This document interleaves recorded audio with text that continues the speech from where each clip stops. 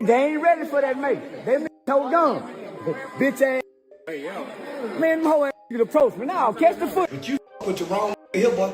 I'm telling you. And I was hoping one of them threw a punch. Oh, I was hoping one of them threw a punch. Oh, you think, say they just gave that boy that money back too? They just released thug money. I was getting all that money. Any one of you threw a punch, guess what? Jeffrey threw it because you couldn't have been able to defend yourself.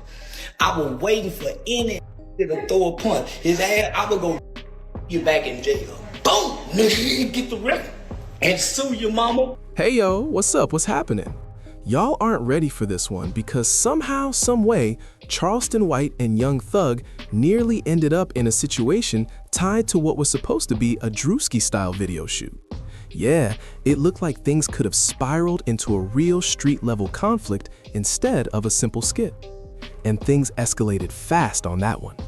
So what was meant to be a light, comedic video shoot full of jokes and skit energy suddenly turned into something else entirely. Everyone was supposed to be there laughing and keeping it relaxed. Sounds good in theory, right? Not even close, because you had two individuals in the same building who probably should never share the same space: Charleston White and Young Thug.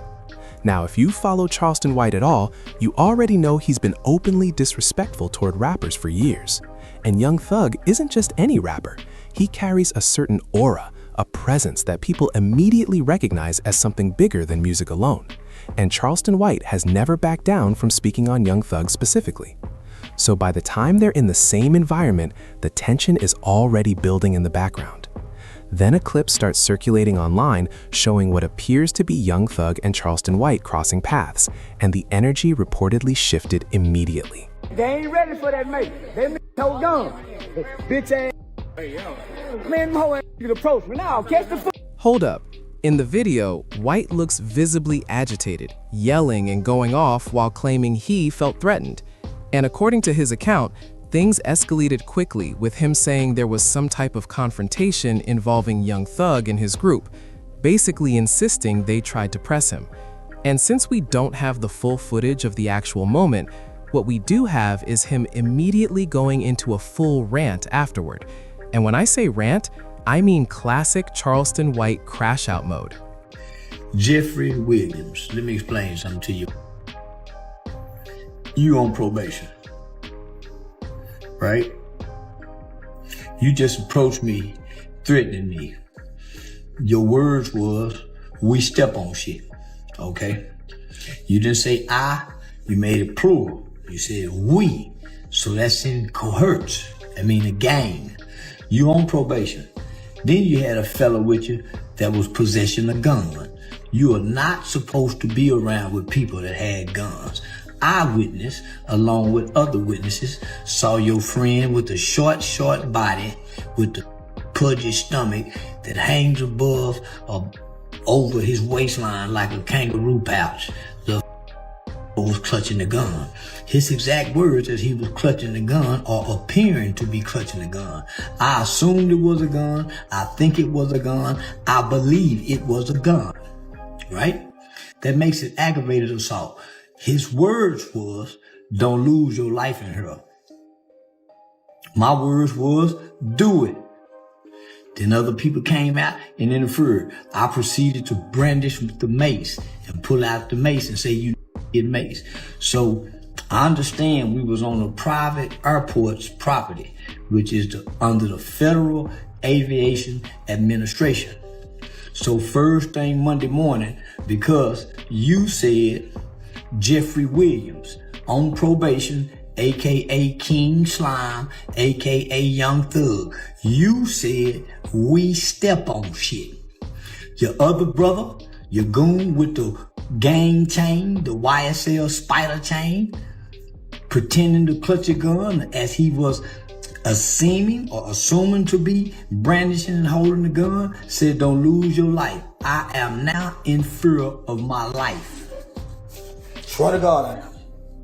I'm gonna contact my attorney. First thing Monday morning, we will be going to the courts to file a restraining order against you for my protection. Not only that, I will be contacting the federal authorities because you made a threat while possessing a gun on federal property. a private airport. I'm pressing charges on you, Jeffrey. I know you're on probation. You fit to go to jail. I swear to God, you will. I'm doing everything because you got me afraid for my life. You are a gang leader. I don't even know why you was at the Druski Could Have Been Love reunion. You wasn't on one episode. I don't even know what you were there for. Bother me. And you waited till I was by myself. You waited till I was by myself and approached me with a gang of guys, thinking that you was gonna intimidate me and cause me to be in fear. And guess what? You did. Sure did. And I am in fear. God said I would lose my life clutching the gun. I seen it and I saw it. And I swear to tell the truth, the whole truth, and nothing but the truth, so help me God. You going to jail. And I'm contacting your probation officer. I'm sending her the video to show that you was there and you was with gang members. I got the pictures and the photos of every guy you was with. Swear to God I do. You have no business bother me, but you got the right one, Jeffrey. Yeah. Jeffrey King Slime for the ass right into Fannie Willie's hands. She already done tried to get you revoked. Guess what I'm finna do? Get you a revocation hearing. I swear to God, I'm finna get you a revocation hearing. And I listen, I'm gonna tell exactly what happened. Detailed description. And you waited. You thought y'all gonna catch me by myself and I was gonna cowboy, grab my nuts on you and told you to do it. And I was by myself. You with a group of and you had every opportunity to upside my head. Get what you didn't do? Nothing but make threats. And guess what it is? Against the law. Charleston White is on camera, visibly heated, pacing back and forth and talking with a reckless edge. Basically, he's making it clear that he's not intimidated by anyone in the room. And here's where things get interesting. He starts bringing up the idea of pressing charges. Charges.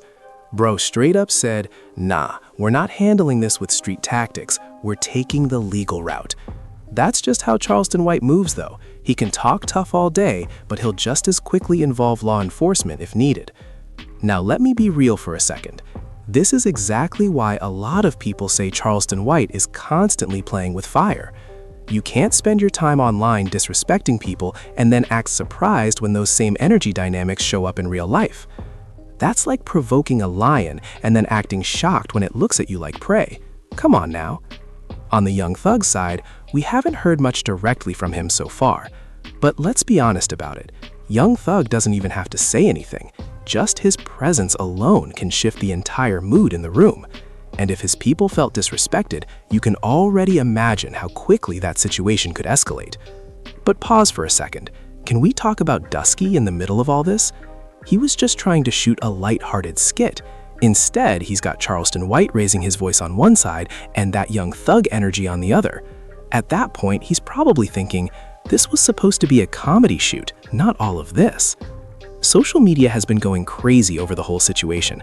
One group is saying Charleston White always goes too far. Another group is arguing that if he genuinely felt threatened, then he had every right to stand his ground. Meanwhile, everyone else is just watching the chaos unfold in real time. It really makes you question how this crossover even came together in the first place. But keeping it real, this is exactly what happens when online antics collide with real-world interactions. What happens on the internet is content. What happens in person carries real consequences. Charleston White built his reputation on controversy, but moments like this show how quickly things can escalate. So I have to ask you directly, who are you siding with in this situation? Was Charleston White truly standing on business, or did he put himself in a position he couldn't control? And be honest, do you think something happened behind the scenes that hasn't been revealed yet? Or is the whole thing overblown? Drop your thoughts in the comments. Make sure you hit the like button and subscribe. I'll catch you in the next one. Stay locked in.